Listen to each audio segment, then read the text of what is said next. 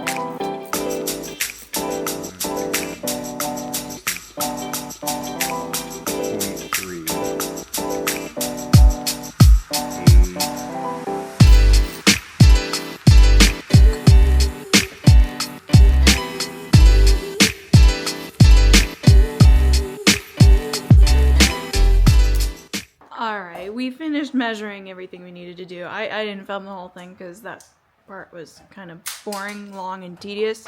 But we have all of the measurements here. This is the size of this piston, and it's gonna best match bore number 4. So we just did that with every single one, and this is just the outcome. So those are all measured and good to go. Well, if you didn't think measuring was over before, it's definitely not over now. Should be measuring the rings now. With our laser mark up, I'm just going to put it in the bore. Okay. Now we're going to use this piston so that we stop in the same spot every time we measure it. I'm just using this as a gauge so the ring is level and in the same spot. This is a dual feeler gauge. This ground part is 17, this is 19. Gotcha. So we want that to go in, yep. And then obviously we don't want the other part to go in. Too tight. Maybe it is right. This was actually our smallest cylinder out of all the 6, so that's really great news. And there's no Gabbage there. There's no gap from between the bore and the ring. Wait, how about that scratching mark? Nothing? No. I don't see nothing. That's good. Because we also had a nice scratch on the side of this cylinder bore as well. So that's really good to hear. Okay, now we are ready to assemble the pistons with the rings. We just did that whole process. Saved you some time, so let's put them together.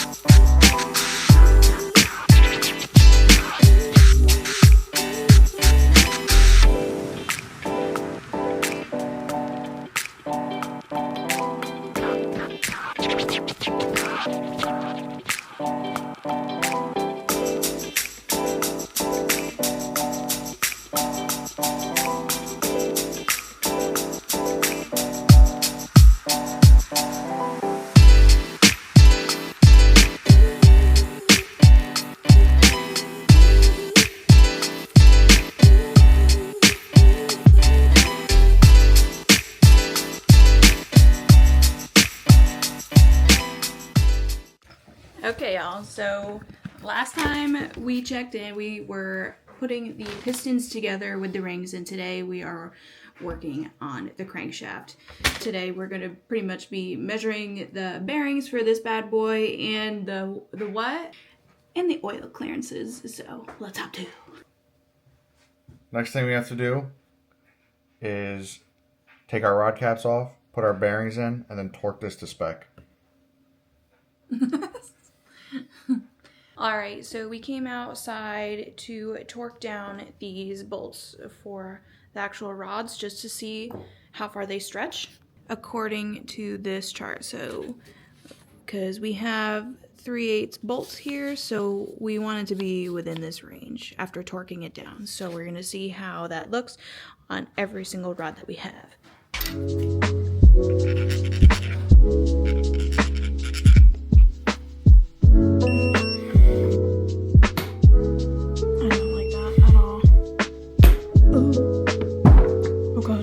The table's gonna break. More. Close. We're at 50,000. Is it? 78 foot-pounds of torque. That one was just the first rod. We have to do that 5 more times, so I'll spare you the misery on that part.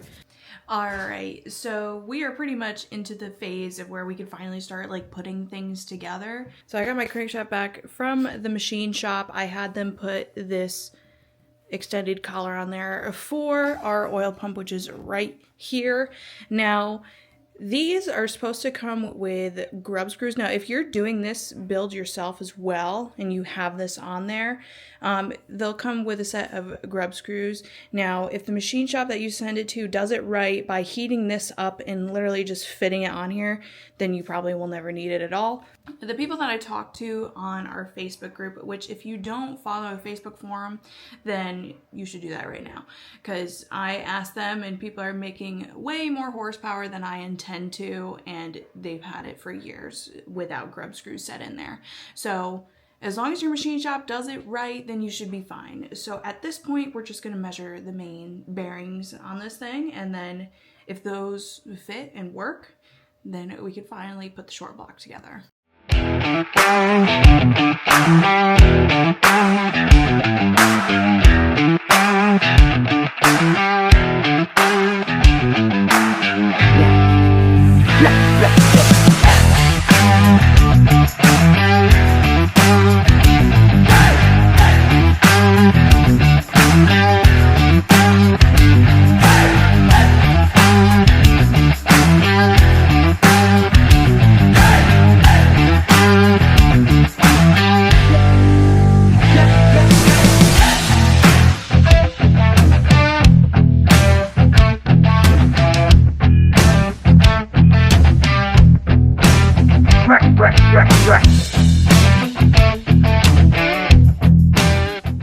Alright, now that we have all the studs in there, now it's time to torque it down.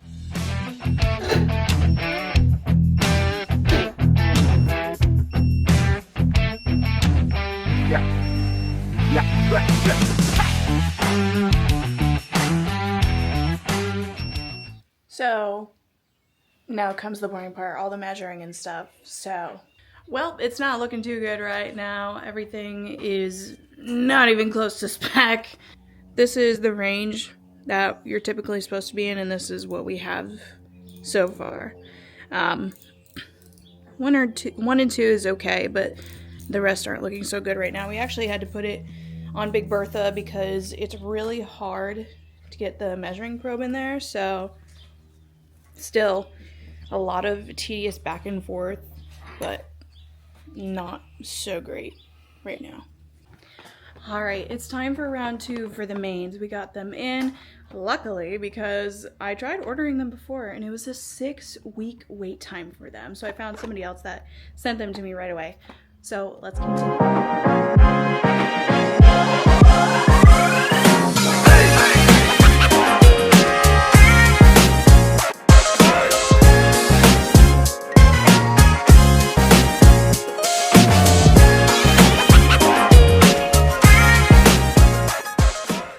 Well, good news is that the new mains that I got do fit, so I spared all that misery for you. So I think now we're just gonna clean her up, get the short block together, and get her going, I guess.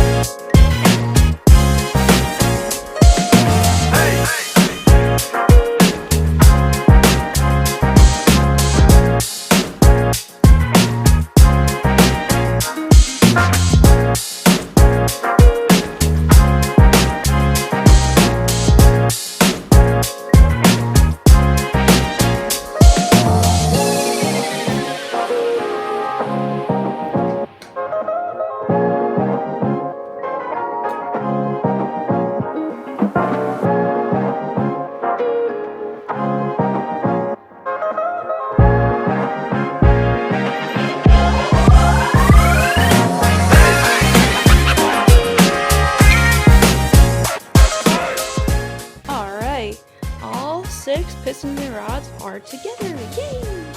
Putting in pistons is by far my favorite thing.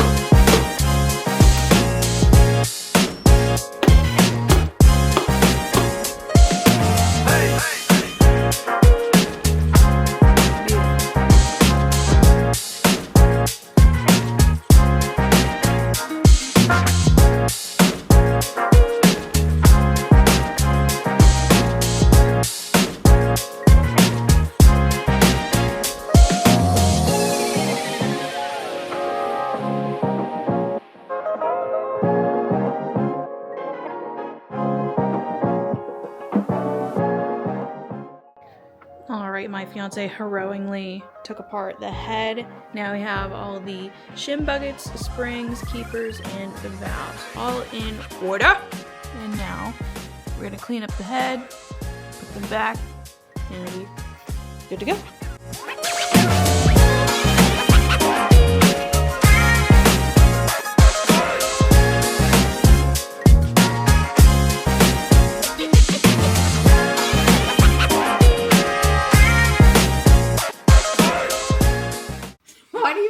Because you fucking he's so beat me. Scared of me. Oh, hey guys, welcome back to the channel. He's holding my neck. Do you see that?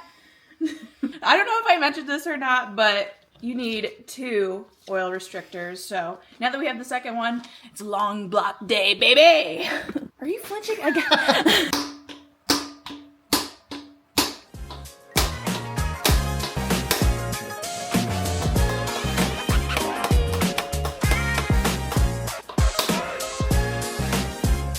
Perfect.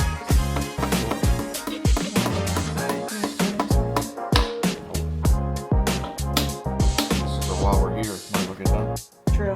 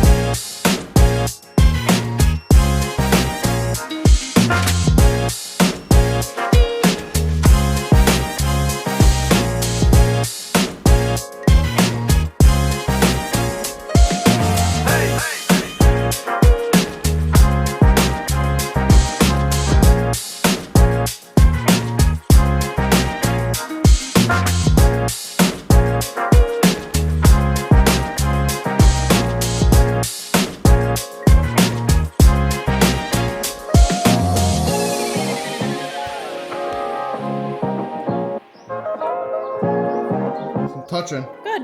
Water pump down.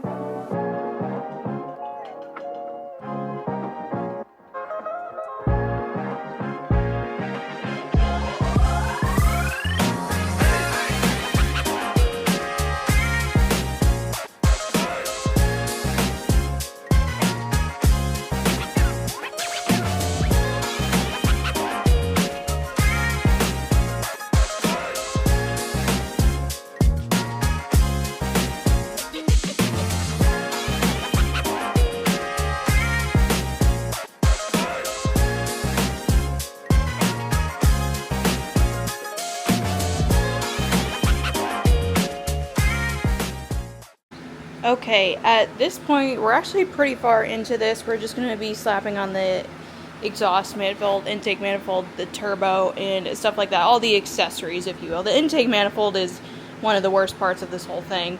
It's just everything is so tight in there and stuff.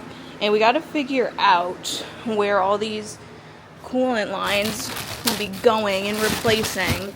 So that might take some time.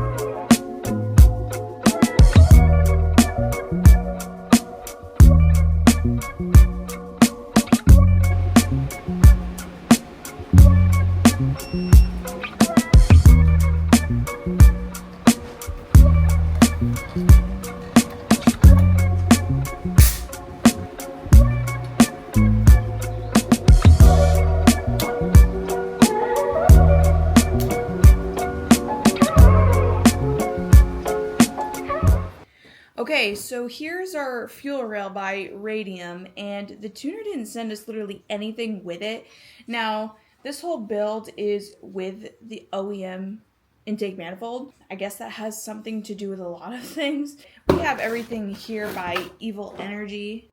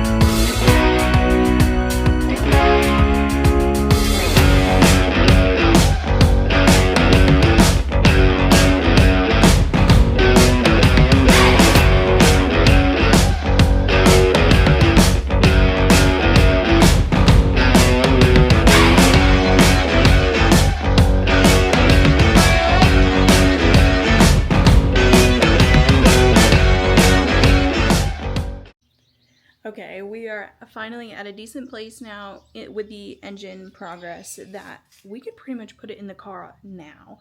But we're going to pull up the Skyline next to the garage to make it easier and pretty much get the car ready to go. This is so exciting. Okay guys, big things are happening. We moved the Skyline from down there to here for its installment. I think we're going to be installing it quite soon because we got Big Bertha out here. But we just were making sure everything's tidy in there before we put the engine in. Took out the AC stuff because I never used it. So we're just rocking with what we got. But this is what it's looking like right now. And let's just get this engine in.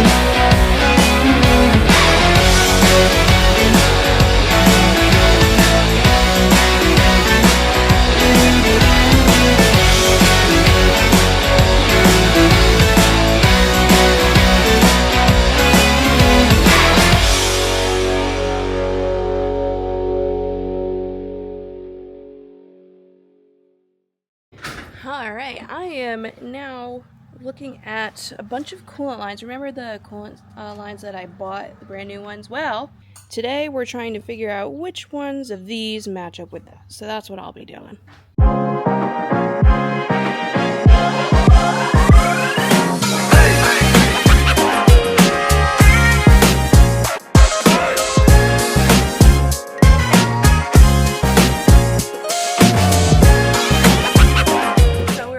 At the point where we could start putting in oil and coolant, and we're going to start off with our conventional 5W30 by this brand, and we're going to check if there's any leaks or anything. Now that would be the time, obviously, but our first startup is going to be very soon, so let's put it on it.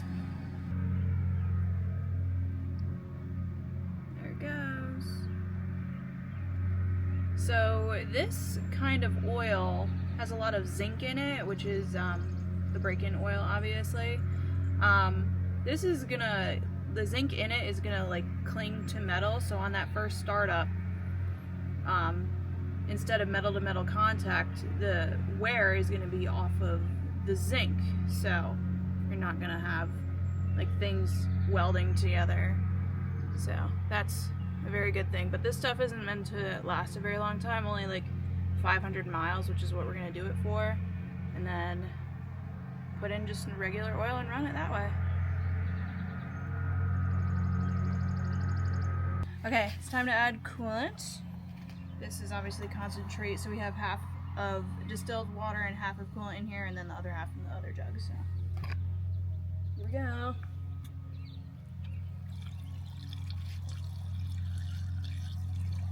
Burping things, so see how much we can get. Okay guys, after months and months of building this thing and doing all the little tedious things, today is the day that the tuner is going to give us the base map. So he's going to go into our computer remotely and tune it, give us a little base map so we can break in this engine for 500 miles. And oh my god, I don't even think I'm ready to hear this car start for the first time. I'm nervous. Alright, key's on now. Oh, yeah, there, it found it. Let's see, what's it got? ECT, high error, all kinds of errors. Let's erase those and see if it comes back. Let's just slowly get this thing all set up. It'll take me a little bit here to get it going, and then once we got it set up, we'll fire it up. Are we doing flex fuel or just pump gas? Just pump. Mm-hmm. Okay, let's test that pump again. Yep, I hear it. Beautiful. We should have a regular car now. Hopefully. It sounded better when it sounded better when it was cranking too. All right. Fire the hole.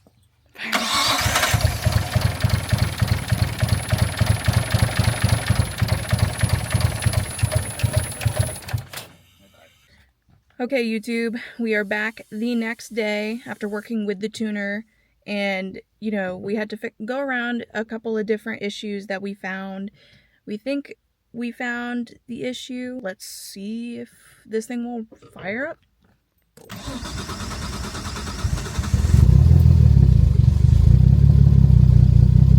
Oh my god!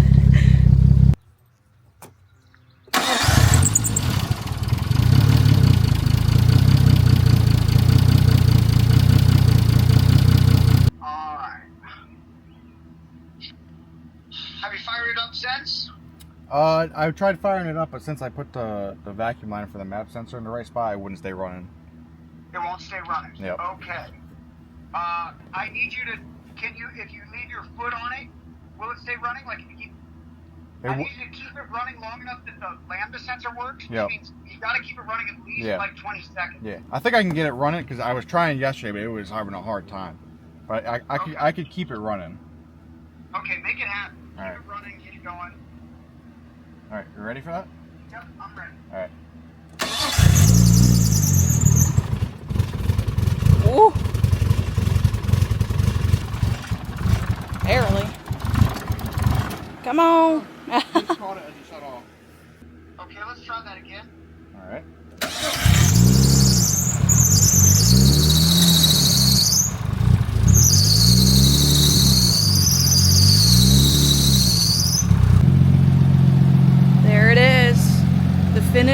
base map.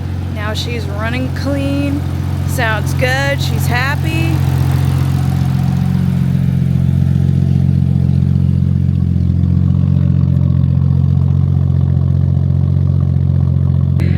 I have a Skyline again. That's so cool. Oh my god. Oh my god. We gotta take it for our test drive, of course, and make sure everything's properly working. I think we're all set.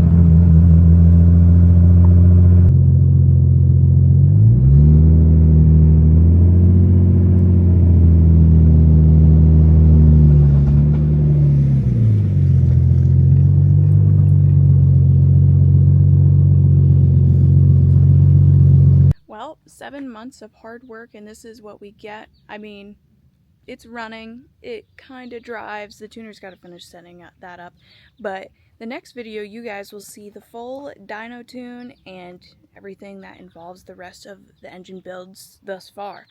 But that's going to wrap up this video. If you've stuck around for this long, I really appreciate you watching, so stay tuned literally for the next video. I'll see you guys then. Peace.